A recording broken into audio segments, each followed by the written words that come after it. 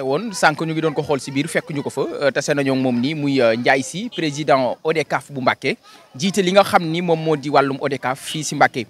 tey nag ñu jël benn ñu gis ni ñu arrêté li nga xam ne ni tey mooy match yi doon am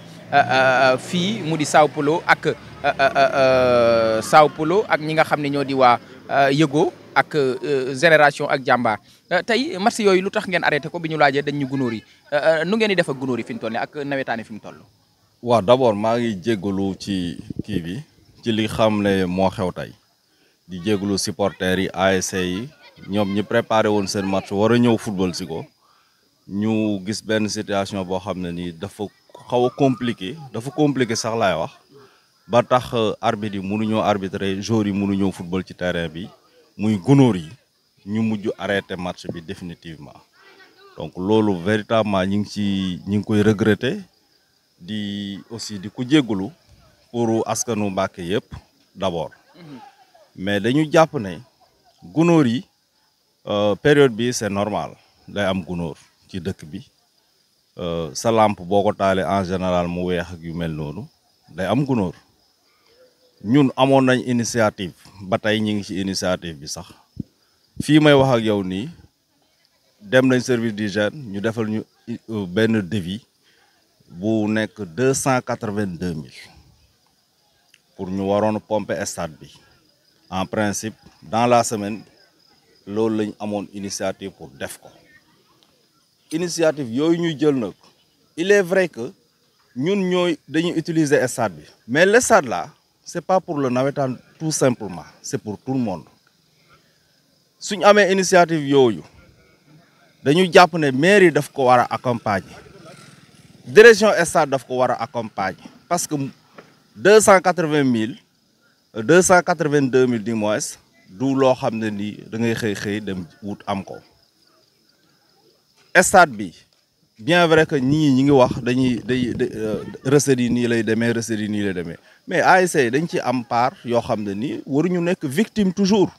te tey aujourd'hui ñun ñëpp dañoo constater que ASC yi ñooy victime yi loolu warul nekk ci doxalin bu normal kon dañuy wax ne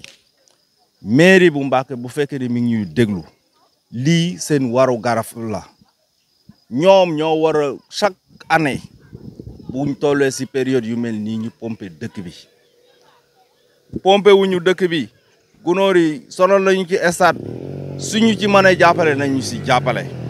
direction stade bi aussi warut a toog di xaar rek nit ñi di jël ay initiative ci kawam te du si jéem dara dañu jàpp ne initiative bii ñu jël dañu ci war a accompagner pour que dans les plus brefs délais loolu mu nekk loo xam ne ni lu am pour que askan wi mën a seetaan ay match nawetaan yi mën a continuer ñeneen ñi soxla stade bi ëllëg